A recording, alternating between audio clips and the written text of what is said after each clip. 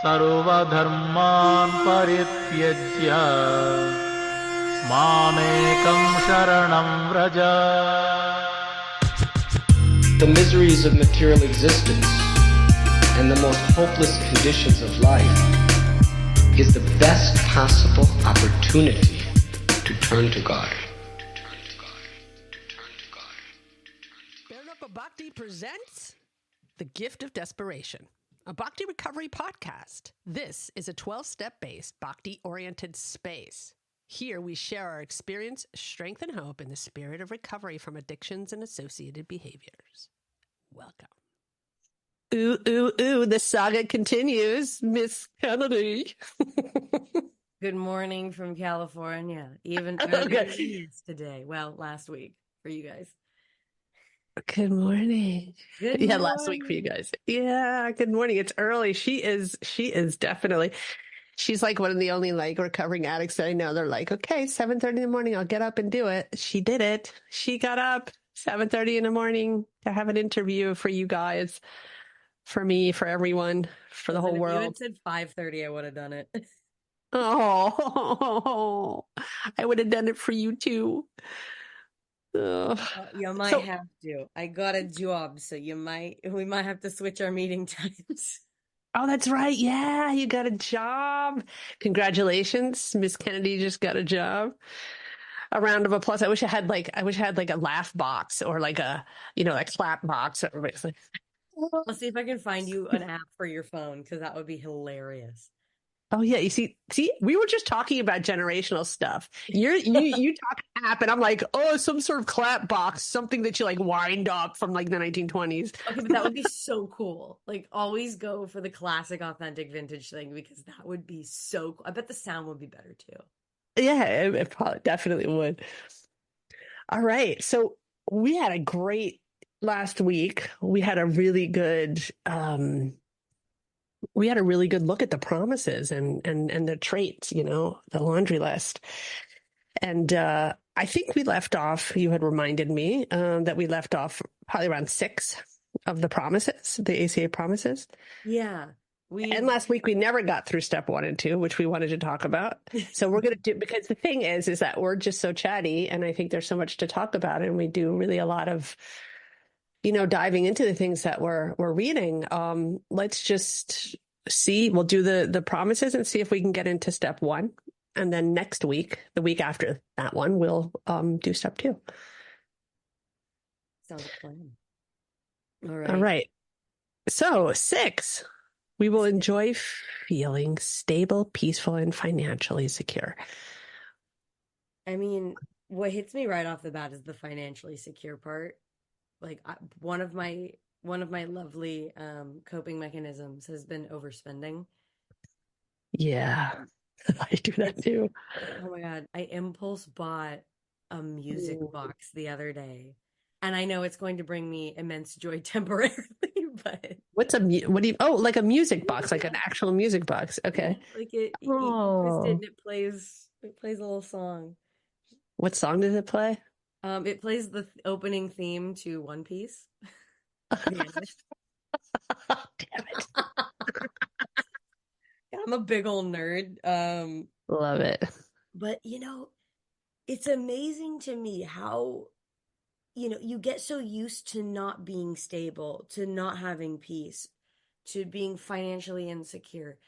It they all feed into each other. And I don't know about you, but in my experience of Bhakti, all of our examples have basically been like true renunciates. We don't need anything. But I don't know, it's just this fascinating moment of realizing like I'm not a great devotee by any means. I've been doing this for a year and a half. I call myself I aspire to be an aspiring devotee. Sign me up. I'm in that group with you. Because I was experiencing a lot of calm and peace yesterday. I got to start my morning talking to you. I nailed a job interview. I got hired. And, there were several other great things.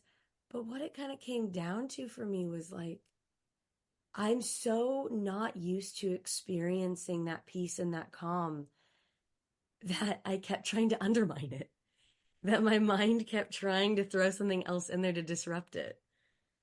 And at least I Yeah. knew that because I could catch it. But yeah, no, these three things are so necessary to lead a healing life. And I don't really know what any of them feel like. And so it'll be nice. I like that this is a promise. Yeah. Yeah. Isn't it nice that that's a promise? You know, feeling stable, we will enjoy feeling stable. And this is the thing without like wanting to sabotage a stable relationship or a stable way of life, or because we feel bored or we feel, whatever it is. And I like it if we take the word stable and put it into just sort of a Krishna conscious lens when we're talking about equipoised, how Prabhupada speaks about being equipoised. That's always been something that's always something that I always wanted to have that equipoised, to be equipoised, because I think peacefulness begat being equipoised then you would be peaceful in a certain way. They're closely related. If I guess you can't be equipoised or stable if you're not peaceful. And I think the most insidious enemy that we have is the mind, and it also could be the very best friend. I know that's like some sort of like Zen cliche, but it's so true. And the financially secure. I never experienced being afraid of financial insecurity until I was divorced well into my 40s. Before that, I just never really had any kind of fear of that kind of thing. And I think when I got older and a little bit more vulnerable and taking care of my kids, and then, all of that, it started to scare me. Yeah. So yeah, if that's a promise, I'm going to keep on trekking.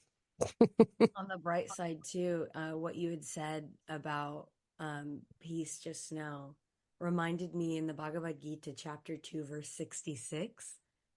Mm-hmm. Krishna says, one who is not connected with the Supreme in Krishna consciousness can have neither transcendental intelligence nor a steady mind, without which there is no possibility of peace. And how can there be any happiness without peace? There you go. Check that out. That's promise number 6. If we keep doing this, we're going to get it. it to enjoy the feeling of peace, you get happiness. Absolutely. That sounds so far flung, and I'm quite frankly like in this process of scrubbing my life clean, working, this ACA program. I'm realizing that I don't actually know happiness yet. Like I've experienced it in Krishna consciousness a couple times, but I don't know it yet in the same way that I don't know someone just from meeting them a couple times. Yeah. It's funny when you said you're scrubbing yourself clean. I don't know about you, but I get pictures in my head. I get like cartoons in my head when people speak, and someone will like trigger some sort of cartoonish. And like, I had this picture of like taking a shower, nuts and bolts, like how painful that process is. Like we're showering, yes, but nuts and bolts are coming out. We're just like, just like. It's like you turn on a really old shower and all the water is like rust colored. Yeah. Yeah, but I love that, scrubbing ourselves, peaceful. I mean, I was listening last night to a little snippet of a lecture from Amarendra Das. I think that's how you pronounce his name. By the way, thank you for bringing up that verse. That was perfect. Perfect. I mean, you brought it to my mind, so thank you. But he had said, so often people wonder, if I start practicing Krishna consciousness, will all my problems go away? And I think it's the same question for ACA. Yes. Any program. Totally. No. And it's gonna feel worse before It gets better. It gets different. It gets different. Because the way he described it is when you walk into a room and you realize it hasn't been touched in years, it's covered in dust, you don't realize how dirty it is until you start Digging cleaning. in. When you Yes. disturb the dust, everything comes up. And he gave two examples from scripture on this, which I thought were really cool. In the Gita, it talks about how action in the mode of goodness at first tastes like poison and then tastes like nectar. Yes. Just like when you're jaundiced, that's what he compared it with. It's not going to taste sweet, even though you're doing these really good things for yourself. It's going to taste bitter because it is the medicine. And in jaundice, for those of you who don't know, the sweetest thing will taste bitter, but the medicine is to eat more sweet things. It's wild, huh? But then the other example he gave is from my favorite story in the Bhagavatam, and it's the churning of the milk ocean. Oh, yeah. Go ahead. Go for it. I love this one. I know which one you're. Well, he touched on it, but specifically my favorite, the first way I ever heard it told was from. Oh, wait, who are we talking about now? Maybe I'm. We're talking. Let me. We're talking about how it doesn't get easier. Yeah, no. I just mean who's he? Are we talking about I'm about Prabhupada? to switch and tell you. Oh, okay. His Holiness Radhanath Swami. He called it, it's a true story, of course. The scriptures are full of these beautiful magical histories, but he called it also an allegory for the cleansing of the heart. Because he said the first thing that comes out during the churning of the milk ocean, which is churning the heart, is poison, the halal poison. And wow. Shiva drank it. And so there's this beautiful thing about being in the Bhakti recovery group where you're around a bunch of people who are trying to be Krishna conscious or are Krishna conscious. And that's like Lord Shiva in this position where they are willing to drink the poison. They're willing to say, hey, this program is going to absorb this for you. And you need to make a better life so you don't keep drinking poison. Yeah. That's a good one. This is why we have you here. Because I'm a nerd. We being me and my alter ego. Honestly, if that's the case, my we is like me and the sixth senses trying to beat me up from my mind. Yes, I love that. That's another cartoon in my head. Thanks for the cartoon in my head. Do you get cartoons in your head or no? No, but I wish I did. That sounds awesome.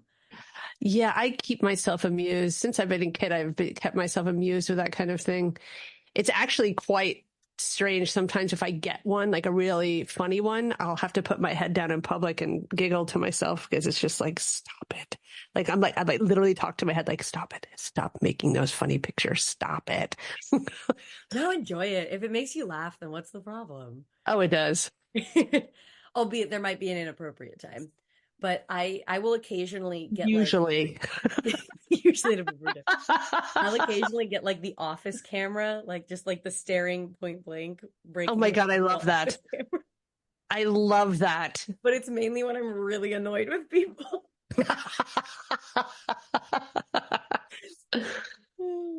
All right, where are we at? We're on 7. Would you like to read number 7?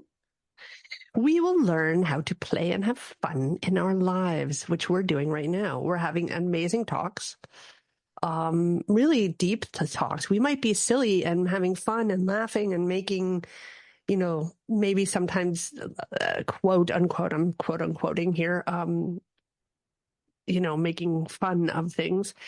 But I think it's the perfect mix, and this is fun for me today. Fun is not shooting up a bunch of heroin and cocaine and seeing how my, how stoned I can be.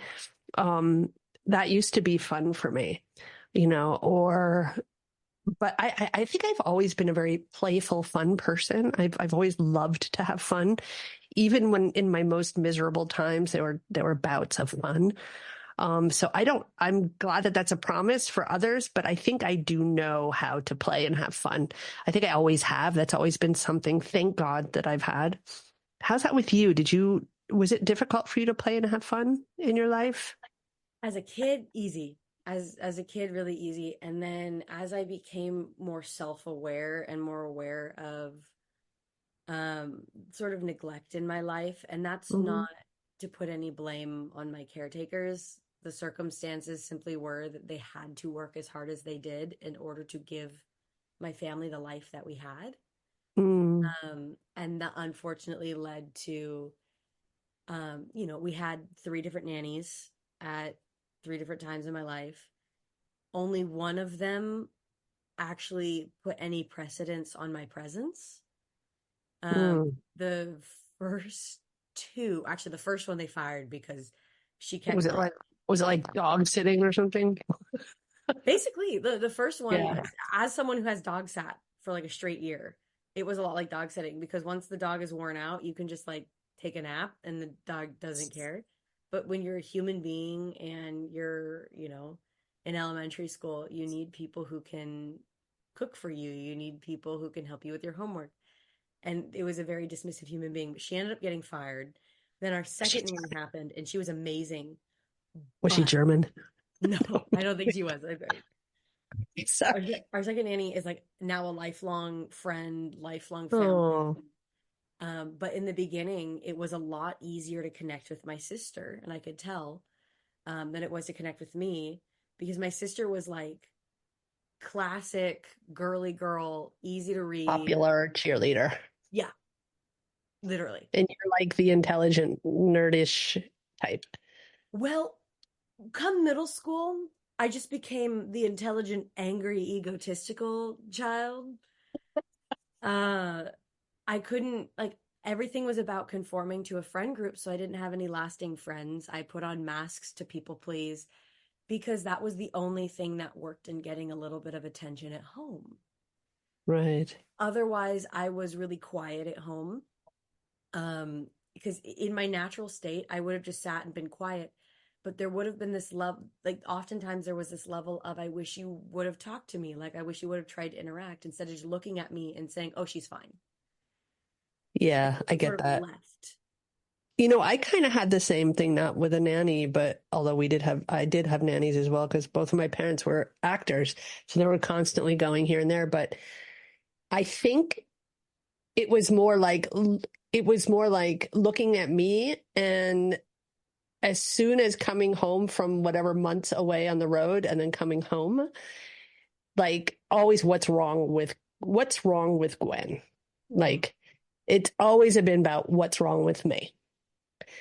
And it's never been, and that's something that that kind of, and I'm like you, like yourself. I don't blame my parents for that. I see that they had their careers, they did what they did, and yes, as an actor, you really have to take the jobs that you get, and that's just the way it is because it's hand to mouth. It's not like we didn't have. My dad sort of had a steady income because he did most of his stuff in New York, but my mom traveled a lot, going to California and Oh, wow. stuff like that. So, but, you know, having that stamp on me, the funny thing is that when I was growing up, I really felt that I didn't have, um, even with the neglect and all of that and other like weird behaviors that I showed at home, I still was always pretty playful and pretty humorous. Like I could put all of that aside and just have fun. That was like my main thing. Like, I want to have fun. I don't care, whatever, but I'm having fun. I'm going to do mischief. I'm going to hang out with my friends and I was fiercely independent, fiercely. I definitely was not. I definitely, I knew what I wanted. And the only way in my mind I thought I could get it is if I created a problem. Or, Okay. like there was one time in our front yard, we have this amazing tree, super fun to climb. I spent a lot of my childhood just sitting up there. But there was one time where I had felt kind of so alone and so neglected by my sister and, well, at that time, our caretaker, that I took my Game Boy, put in Pokemon Emerald, and I climbed the tree and I stayed up there for 4 hours. And it took them an hour to notice I was out of the house. It then they ended up calling the police, and I watched the police, my dad, the nanny, and my sister run around the neighborhood trying to find me. Mind you, I was in elementary school. Um, but it was, you know, I was like, cool, okay, so they do care. And then when they were all away from the property, I climbed down the tree, went into my room, and made sure that, my authority figures had to explain to the societal authority figures that I was in my room the whole time, because that was one of the ways that they had made me feel stupid without knowing. And I was like, okay, they can do it. Yeah, then they can feel stupid. That makes sense. That I makes was sense. I was way too smart. I was You like, oh, still let's create this you still situation. are. That's such an advantage. And also we can really think like, I think people who are, no matter what kind of intelligence that people have, whether it's scholastic intelligence, whether it's emotional intelligence, whether it's whatever kind of intelligence there is, I think it's something that we really, that really is something good to have, but it's also for recovery and for, you know, following a spiritual path, it can get in the way because Yeah. we need to be simple. We need to keep it real simple.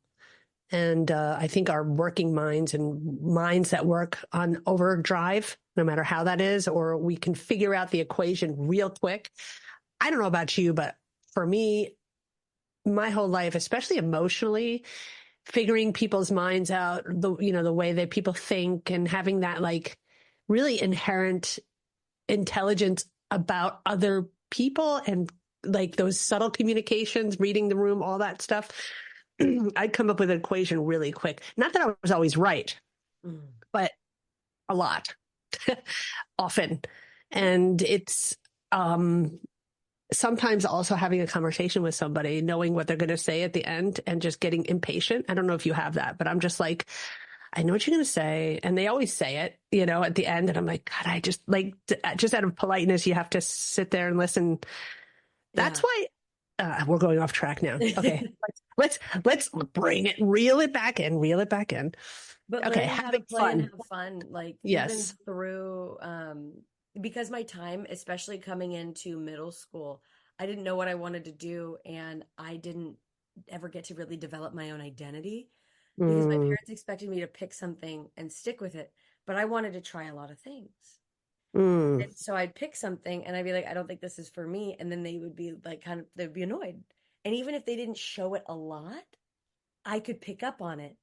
And there were a lot of things where I would be able to say, well, you feel this way. And I would be right. And they would be upset that I was right. But then they'd say, well, when did I say that? And it's not always about what people say. yeah, exactly. And So, yeah, so did you feel like you could have fun in your life? Was it fun for you or? no, no, could have been diagnosed with clinical depression at 5 years old. And the first Wow. time I expressed not wanting to be alive, I was in first grade. Yeah, I get that. I had the same thing, but I don't know, for me, it was really black and white. There was just like, I would carve out that having fun. It would just, I don't know. It's hard to reflect on that. And yeah. I mean, well, for me, it was my sister was my bully. Yeah. And so on like a public sphere, everything was fine, but in private, she was awful to me. And it was times when it was usually psychological or emotional. A lot of at a lot of points, it had become physical, and it was usually in retaliation from me using something of hers without permission, but it never was equal to the punishment. And if I told my parents, they wouldn't believe me, or if I retaliated, then even though she did something worse in my mind, I would be the only one who gets in trouble, and they wouldn't Mm, believe me that she started anything. And so from a really young age, like I climbing the tree was the furthest I ever got, disappearing for 4 hours, but I really wanted to disappear. I wanted to run away at multiple times. Um and I think that like and it was in elementary school. It was literally when I was in single digits, I was like, I don't want to be here. I don't feel safe here. I don't feel comfortable. I don't like it. So, and this is an interesting thing. I mean, when we're talking about number 6 again, what you're just talking about, we'll enjoy feeling stable, peaceful, and financially secure, but just feeling safe. Yeah. I think in a Krishna conscious lens and in a recovery lens, feeling safe, well, first of all, in a Krishna conscious lens, feeling safe on this planet is a little backwards. We're not safe here. Mm-mm. This is not a safe No. place to be. So when I think when earthlings or normies or people who aren't at all on a spiritual path are just absorbed in the world as it is, materialists, I think a lot of people who have depression or anxieties, sometimes it's really that inherent knowledge of this place is not quite right, and even if you're conditioned to listen to the news and just say, oh, that's just the way things are and all that stuff, on a deeper level, we all know, because we are part and parcels of God. We all know that there's something not right around here. Like, this place is kind of a little hellish. And I think that that's a big part of it. And feeling safe here when you're a kid, I think we're really in tune with, kids always want safety somehow. And if we can't get it through our parents, we're sure as hell not going to get it through just the material energies. Yeah, absolutely. And, And number 7, how that affects your ability to play and have fun. It led to this point where any time I could be with people, I was so lonely that to play and have fun required me to feel secure in friend groups in ways that it was a foundation of lies. You'd put on a mask, you'd people please. Then through high school, I actually found a group that I liked and I could be authentic with. And there were times like my anger would come out, my ego would come out. But this group of people also had their own anger and their own ego, so it just kind of worked. And then, of course, there's this one human, my best friend in high school, and they just, patience of a saint, amazing sense of humor, and they quelled a lot of it. And they taught me I could play again. And then coming to college, though, being separate from like that one little spot of sanity, because codependency, relying entirely on another human being for, that level of stability. Then as soon as I turned 21, because I was total straight edge until I turned 21. Day after I turned 21 was the first time I got crossfaded, which was also the first time I ever drank and the first time I ever smoked. okay, wait a second. What's crossfaded? Is that like You're being high and drunk at the drunk same and high time. at the same time? Smoking marijuana Crossfaded. and I love that. I never heard that. Crossfaded. crossfaded. That's funny. That's funny. And from there, like, Polyfaded. I only ever showed up high to class once. Never drunk, but high to class once. And it was the funniest experience. I did not like it. I was so anxious because I was like, they're gonna know. They're gonna know. Everybody knows stuff. Because I remember making eye contact with my professor, and we just kind of had this moment where I was like, "You're high," and he's like, "You're high," and then it was just like this moment of like, we're not gonna mention anything. That's so funny. But like, it was so normalized, especially in Oregon, because I went to college up in Oregon. It was so normalized to, Yeah, sure. constantly weed around. And then of course I'm in a college town, and if I go to Creekside, the drinks are $6 and there's enough alcohol in there to, disinfect The a drinks room. are $6. When I used to drink, a $6 drink was expensive. That's 27 years ago. It's so funny. Like, I'd be like, $4 for a drink? Hell no. Like, That was like the special. That was called a Creekside Lemonade. And then I also had Pink Ladies, and there was so much alcohol in them. There's multiple kinds of alcohol in them, and you couldn't taste it. yeah, of course. It was prettied up by cocktails. I don't know. You know what I find interesting before we go on to, before we go on to 8, what I do find interesting in all of this is that if there are two people, for example, you and I, interested in the same thing, in recovery and interested in Krishna consciousness, And we come from,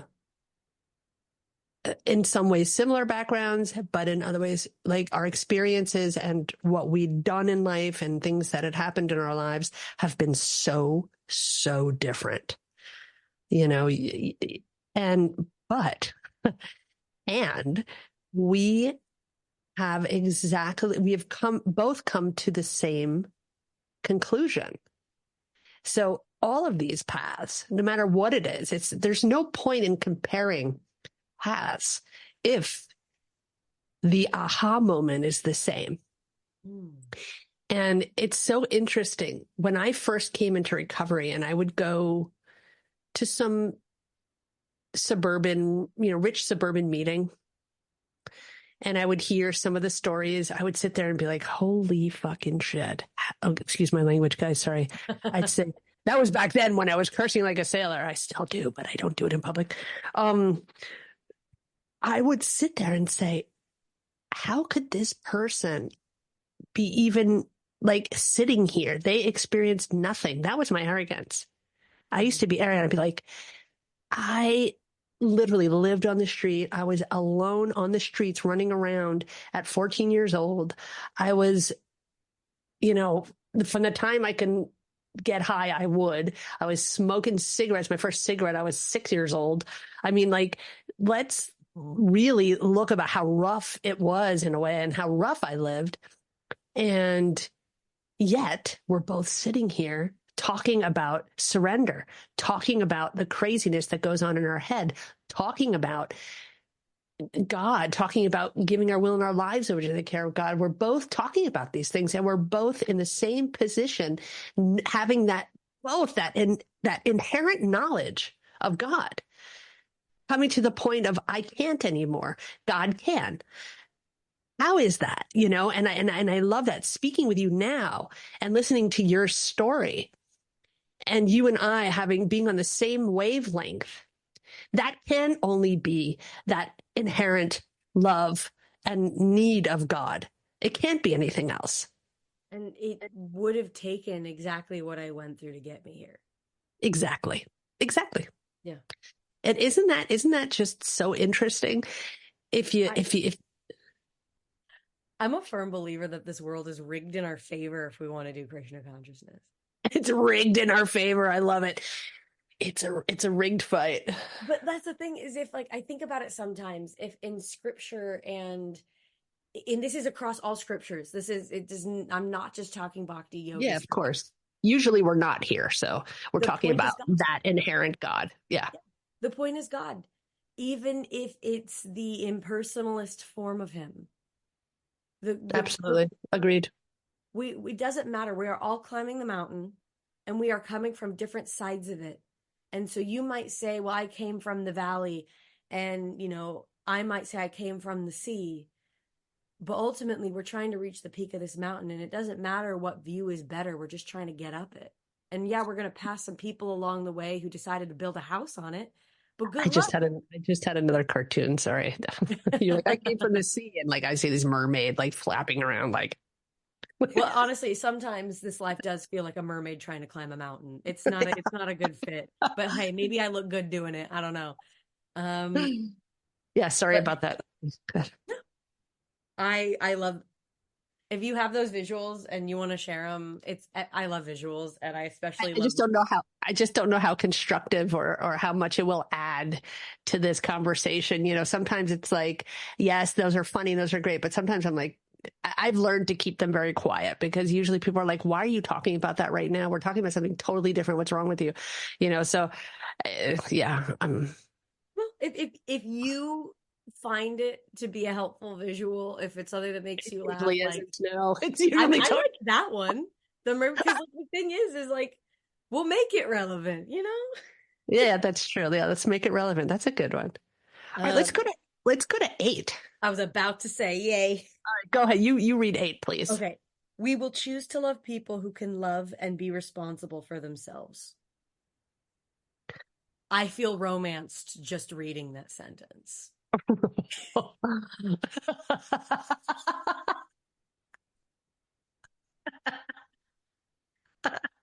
Like it feels like, in the grand scheme of things, if my friend came up to me and said, I love someone who can be responsible for themselves, I would be like, low bar. But actually, Low bar.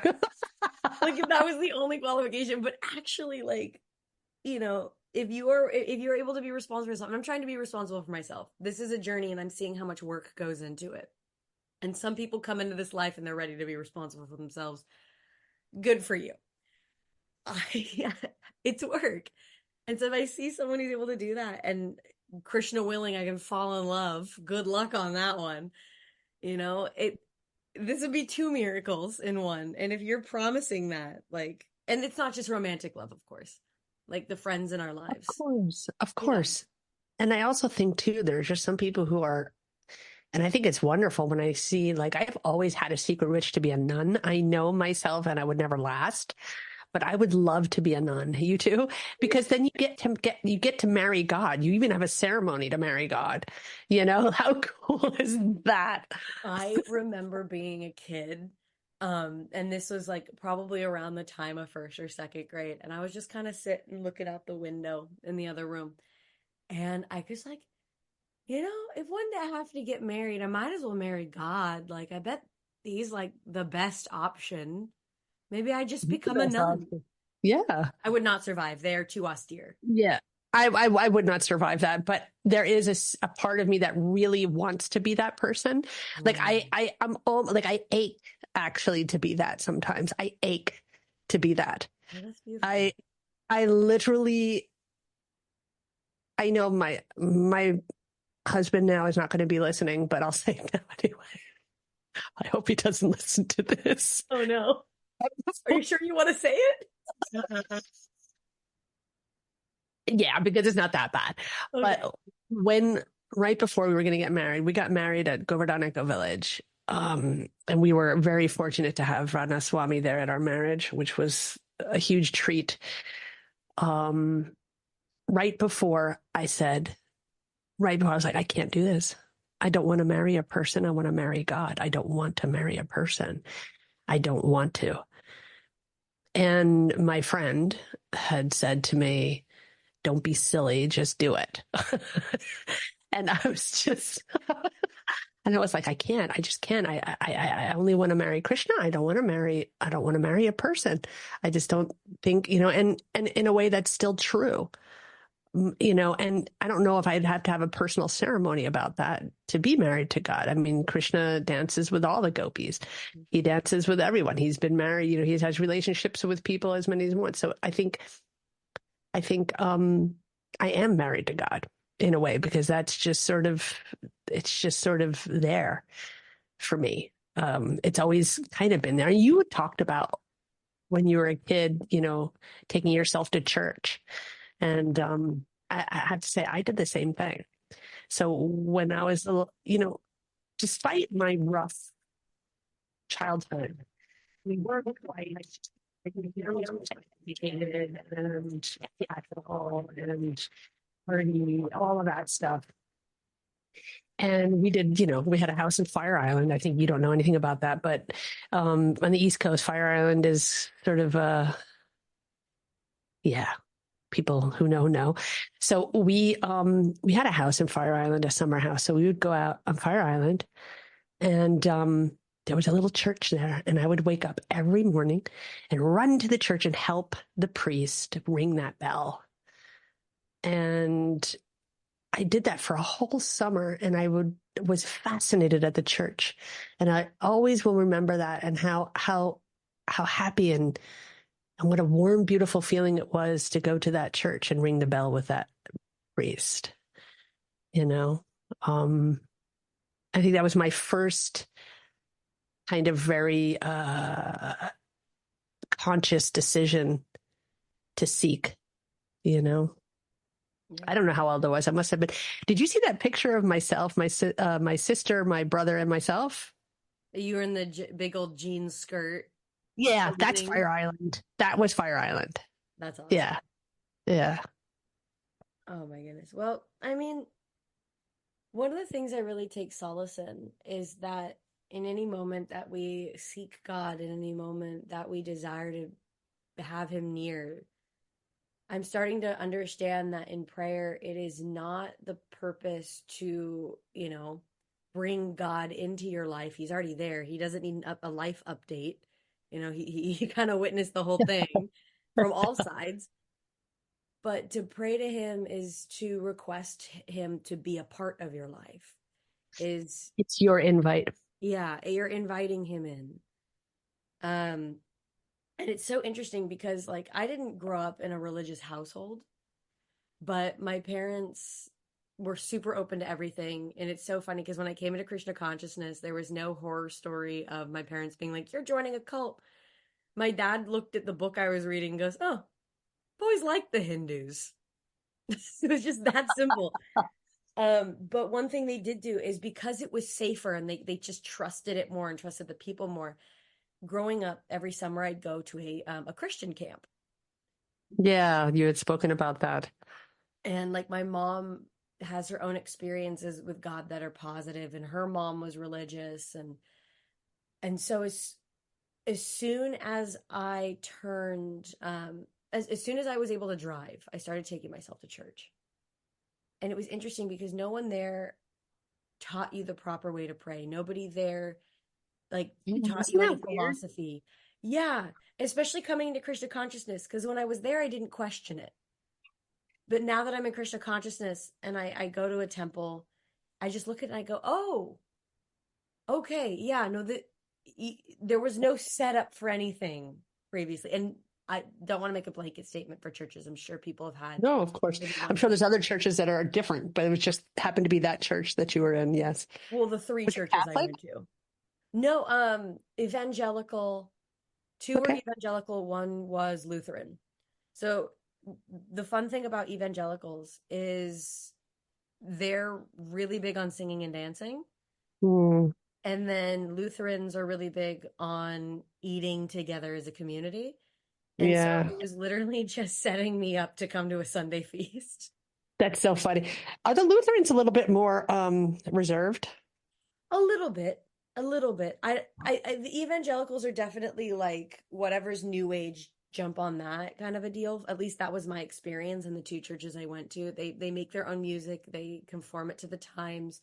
They conform their lecture. They do preach in time and circumstance. We'll put it that way. Mhm. Okay. Um, but it's when I started asking questions, it didn't go well.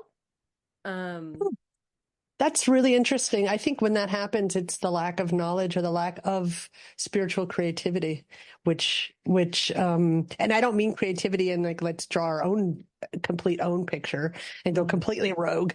I just mean their own. Yeah, I guess there's also a spiritual intelligence, isn't there?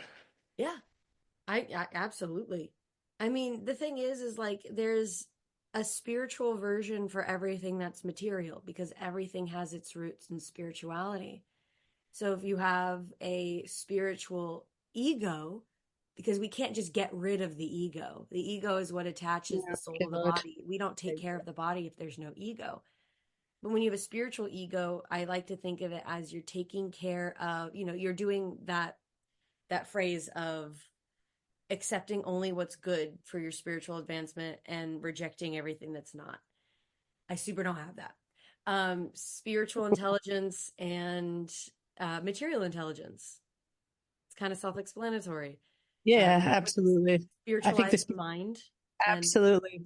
I yeah, mean, she looks at the difference between like the Torah and the Kabbalah. The Kabbalah is the mysticism. It's the mysticism. It's the spiritual part of religion.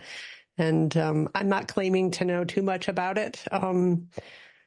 But we always have those alternatives in every single religion or whatever. There's always the mystical side of things, and I've noticed that there are two camps. If not more camps, I don't know, but two camps where people generally, stick to the spiritual side, or they stick to the scripture, strict institutional side, the material side of it. You know. it's interesting too because this they talk about in our scriptures how you only will hang on to that material side of it, the part that's supposed to help you cleanse your material life, up until the point that it's useful for your bhakti, for your love of God, because you're trying to get to that spontaneous love of God. It's that idea of, I want to hug God. Who am I to hug God? But then you look at the gopis who love Krishna so much that they literally like, they're like almost throwing, they're respectful. But they're so in love with him that they like melt at the sight of him. And Absolutely. you know, I'll jump us back to number 9, but I think that's a really good, that actually really ties into number 8, that we just read, that we'll choose to love people who can love and be responsible for themselves.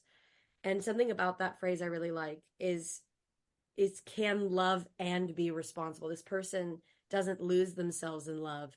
They don't become dependent in love. There's no side, it's pure love.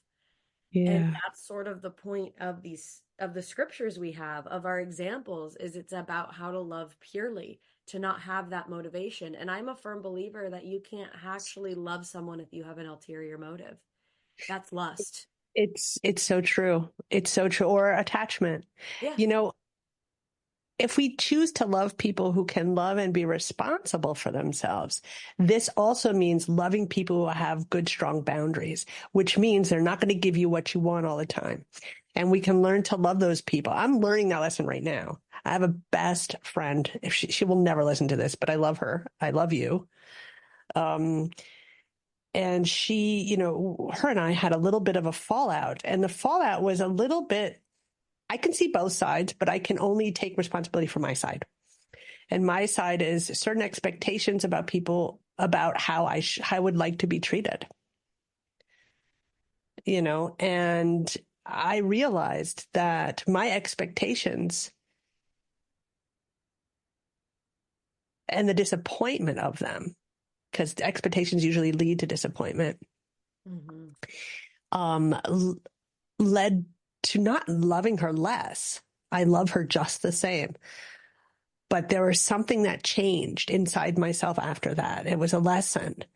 Like, okay, you can still love this person, but you can't expect this person to be and act the way you want them to be and act.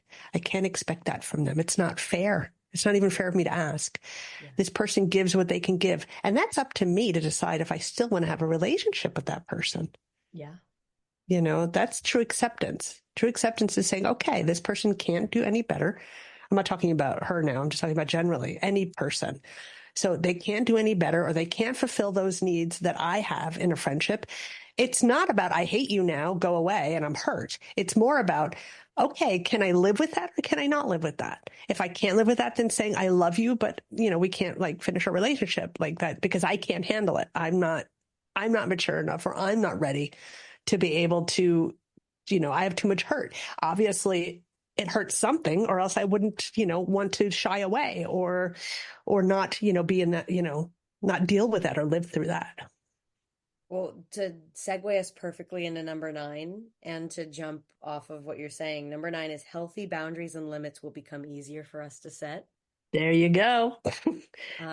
I try not to make emotionally based decisions, especially when it comes to my limits. And in bhakti, it's really difficult as a people pleaser to not overload myself on service. Okay, this one, we probably have to end with this one. In the next 20 minutes, we're going to talk about that. But no, but I want to point out, this has been talked about in a previous episode of your podcast, this idea about how bhakti as a people pleaser can be really difficult because it's a service-based. Yeah. Seva is so important.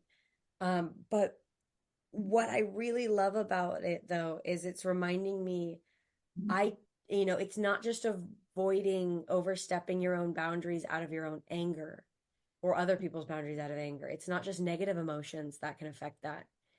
Positive emotions will lead you just as quickly in one direction as a negative emotion. Excitement enthusiasm can be really difficult. Even now, I listened to a lecture from, I think it was like 2 weekends ago. No, it was this last weekend on Saturday. But the visiting speaker, I'm blanking on his name, really, really wonderful Prabhu. He said that if you are being led by your enthusiasm and service to the point where you no longer have balance, not only will that lead to burnout, but that's not in the mode of goodness. That's in the mode of passion, which Absolutely. I mentioned earlier. The mode of goodness at first tastes like poison and then it tastes like nectar, which boundaries are in the mode of goodness because it does not feel good to set them when you're first getting started. Mm. Then when you're in the mode of passion, it at first tastes like nectar and then it tastes like poison because you burn yourself out or you trust someone that you know you shouldn't have trusted. You lie to yourself, fool yourself. Well, it's really easy to do that in bhakti because they say never criticize another devotee, always, assume the best, assume this, and you set yourself up. I'm sorry, but this has been my experience. You set yourself up to give your energy and to give all of that stuff and that's the thing, because you're doing it in the mode of passion. I'm doing it in the mode of passion. I set myself up to be, resentful or angry or whatever. And this is the thing. This is something I wanted to say. I'm sorry. Did I interrupt you No. again? Oh, okay, good. If you did, I didn't notice. Okay, good. So where it says here, healthy boundaries and limits will become easier for us to set. This means that we've learned enough that we don't get to that freaking point of having to set the 2x4 boundary. Like, hell no, like, I'm not doing this anymore. Like explosive, like you said, emotional, you get to the point of where you just blurt it out and it's not a boundary anymore. It's a 2x4, and that's such it's such the dance for a people pleaser. It's such the dance. And, okay, boundaries, yes, healthy boundaries. What does that mean? That means that we're cleansed. We've cleansed ourselves. Like a bad, like an unhealthy boundary. What does that look like? An unhealthy boundary is F you, buddy. Yeah. That's the emotional boundary where it's like, okay, you've set your boundary, but the other person's hurt. You've hurt the other person by setting your boundary. And I mean, I will admit there have been times I had to set a harsh boundary because the person wasn't listening. Sure. But of course, point, and it's happened to me too. I wasn't listening. What's someone harsh? had to set a harsh boundary, and at that point, you kind of hurt yourself in the process. Like if sure, that's how we learn. It's par for the course. It's par for the course. That's how it is. But it's interesting being in this practice, and it's gonna be so wonderful because I think I said this. I think I've said this in the last episode. I'll probably say this in every episode. But I firmly believe that if you can overcome an obstacle, you gain a superpower. And this particular superpower is that if you can be in a space where you're not overindulging in the things that are making you happy at a material level, because if you're people pleasing, then your happiness is based on the material level. And absolutely, if you're able to set those boundaries, then you're not going to interrupt your time with God. You're not going to upset your sadhana. You're not going to overwork yourself and then be unable to help.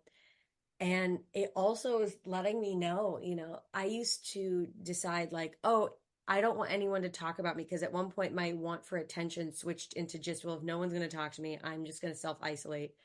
And if I'm grumpy, no one's going to talk to me. But your mind doesn't know the difference between a facade and reality. It doesn't know the difference between a dream and reality. So if you're walking around all the time, leaning into that grumpiness, really feeling that depression, you're not helping yourself. And I was at this point where like I would practically, my mom, when I was in middle school, actually had to leave the dinner plate on the printer, which was like right inside my door, because I would just be on the internet from the moment I got home to the moment I went to sleep. And if she opened that door, I would like hiss at her, essentially. Having daughters is so difficult. Girls in puberty, God. Oh, it's one of those things where it's like, that's an unhealthy boundary. That's, but coming to this point in bhakti where I'm like, okay, but on the flip side, it's an unhealthy boundary to emotionally work and say, well, this is what you're asking of me, so I'll do it. Like, oh, bleeding heart, let me do it. We can't work on that either. That burns you out. And on occasion you can, but it can't be your regular mode of operations. Absolutely. And it says here too, it doesn't say we will set healthy boundaries. It says it will become easier for us to set. It doesn't say that we're going to be perfect in that. It just says that it will become easier. And None that's a of good these, yeah, none of these promises are about perfection. And I love that. exactly. Let's They're pop over to perks. the 10. Fears of Fear. failure and success will leave us as we intuitively make healthier choices. Talk about there's no perfectionism on this Yeah, there list. we go. Next. The next logical thought. You know, Yes. fear of failure and success, both. I have both of those in an extreme way. Not as much as I used to, but I really grappled with that for my whole life, especially the failure. Mm. It was actually a sign of how bad of a person I was if I failed at something. If I failed at something, I am the complete, it wasn't like, oh, I failed, better luck next time. It was like, I failed. You should go kill yourself. You're the biggest piece of crap on the earth. You can't do anything right. You're stupid. You're dumb. You're worthless. This is what went on in my head. This is what used to go on in my head. It doesn't go on in my head anymore as much or as extreme. But, you know, the problems that I had, I think, you know, I'm not going to say it here, but the problems I had working with certain groups, Mm. I felt like a failure because anything that happened, I feel like I have complete responsibility for the whole situation.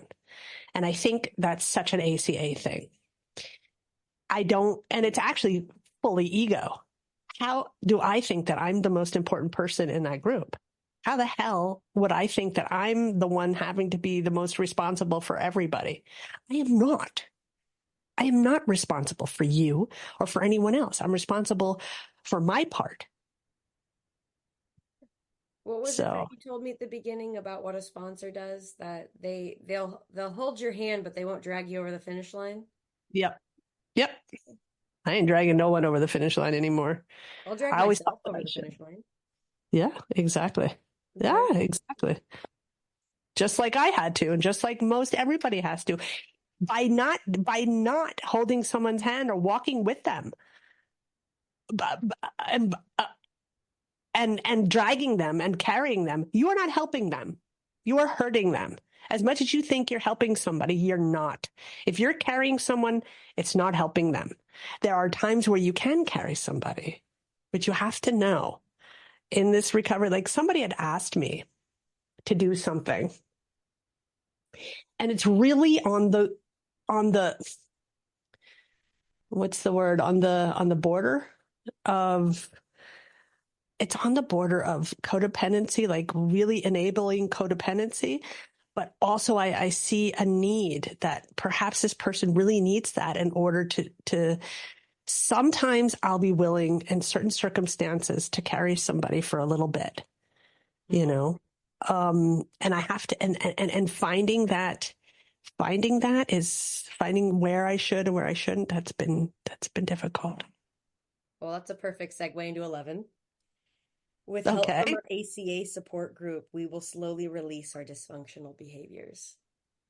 And I have a feeling that that is going to be like graduating the school of learning how to set those boundaries and being able to discern. It's honestly like the answer of the it's like God's answer of the serenity prayer, the wisdom to know the difference. Yeah, absolutely. With help from our ACA support group, we will slowly release our dysfunctional behaviors. Man, the Krishna Conscious movement and every single religion needs that promise and Every needs to be able to teach people how to get there. yeah, every human needs it. Yeah. It's interesting. Growing up, I think the reason that I was able to stay out of trouble for the most part come like after, my single digits was because I watched my sister make a bunch of mistakes and have really dysfunctional behaviors. Mm, And I said, I will make those. You can go have those mistakes. I'll make my own, but I don't want to repeat what you did. yeah. And so it really being able to being able to be around people, being able to learn from them is so important, because if we isolate, like you can't do this program alone. Mm, yeah, just like you can't do Krishna consciousness alone. No. I mean, Go ahead. sorry, go ahead. I was going to say one of my favorite things is that, Krishna never comes alone. He always has his entourage. Yeah. And if he's setting his example, then we don't ever come alone. And, Jesus has his entourage. Oh, Everybody's yeah. got their entourage. No, there is no religion that says you do it alone, except maybe Buddhism, but I don't know it well enough.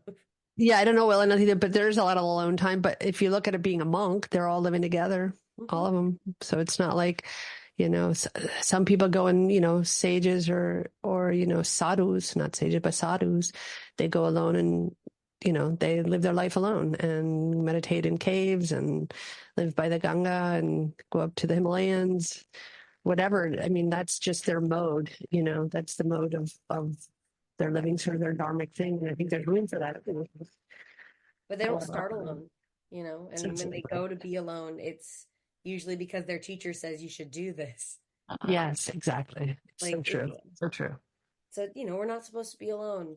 Whether you want to say souls travel in packs, or, or simply just that feeling of isolation. For me personally, in the times of isolation, it's normally been very self-reflective. It's been a good time for me to be away from people, because at those times in my life, and I don't think I'd do this anymore, but I'd lash out. And if there's Mhm. no one for me to lash out at, then I actually have to deal with the problem. Yeah, yeah. I agree with that. I also think that, I mean, look about it in a support group or just in a group. Look, if you even don't even have a program and, they say devotees have to stick together, like we need association. And the reason for that, not only that, it's the reason is that we listen to each other and you might have a perspective that I don't have, and we learn from each other. We interact with each other. And while we're interacting with each other, we're interacting with our own egos. And there are so many valuable lessons in there. So if I'm interacting with other devotees who aren't, who aren't meeting my expectations, because those are the ones that are right, of course. If they're not meeting my expectations, I have the opportunity to reflect on that. They're just mirrors of my ego. Everybody's just a mirror of my ego, Well, And the speaking of more, expectations, oh, here number we go. 12. This is wild how it just kind of like it weaves itself into the other. Well, I mean, the promises, they would do weave they do weave into each other. So it's interesting that our own logic and conversation has followed the logic and conversation that comes from the natural course Right? of these promises. Oh my But gosh, totally. but for number 12, it's gradually, with our higher powers' help, we will learn to expect the best and get it. I have Wow. no idea what that means. Well, I have a little taste of what that means. I don't have, I'm not cured. I never will be.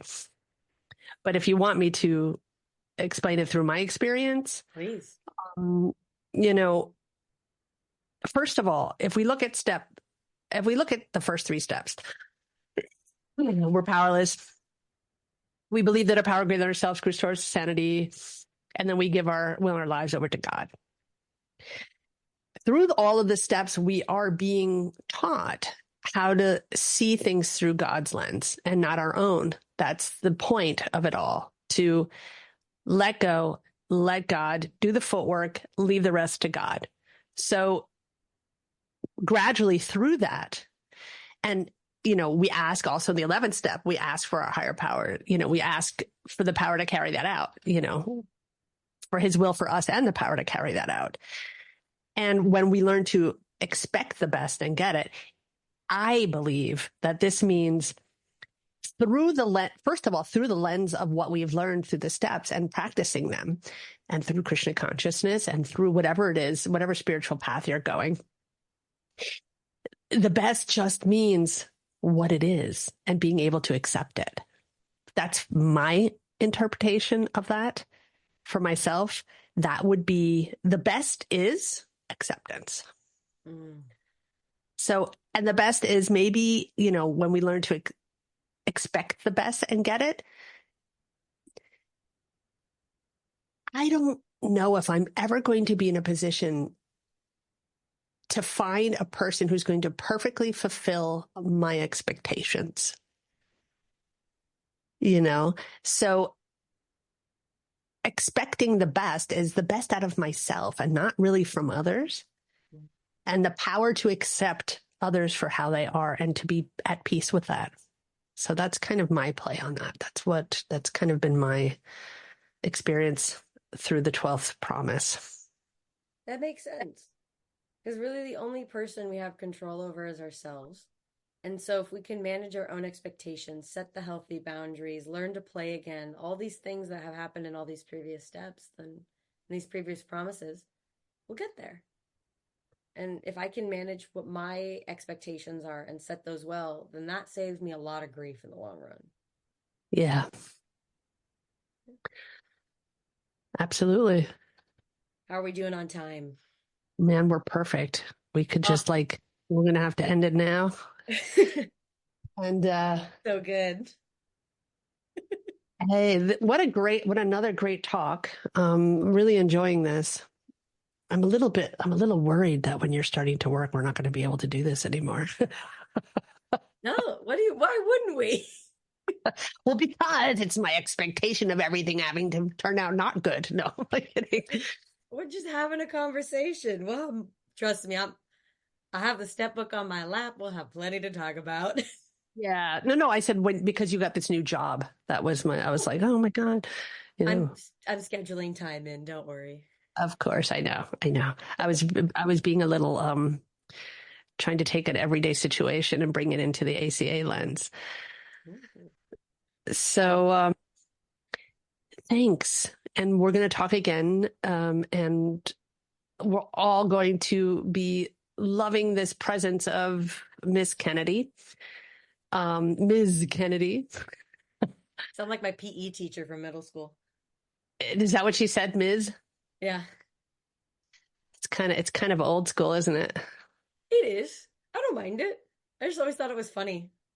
What? All right. So let's be happy to welcome you again next week. And thanks for being here. And we'll see you soon. Haribo. Haribo. Thank you. This concludes another episode. Thanks for listening. In order for me to serve this community to the best of my ability, I welcome feedback. Please write your feedback at bhaktirecoverypodcast@gmail.com. That's bhaktirecoverypodcast@gmail.com. Also, please don't forget to follow and give us a 5-star rating. Share this with family and friends. If you'd like to join our Bhakti Recovery community or just find out what we're all about, please visit our website at www.bhaktirecoverygroup.com. That's www.bhaktirecoverygroup.com. There are no dues or fees, and we meet daily. If you or someone you know is struggling with addictions and/or associated behaviors, you will find links in our show notes to various 12-step programs. Nobody seeking recovery need ever be alone. सर्वधर्मान् परित्यज्य मामेकं शरणं Vraj. The miseries of material existence and the most hopeless conditions of life is the best possible opportunity to turn to God.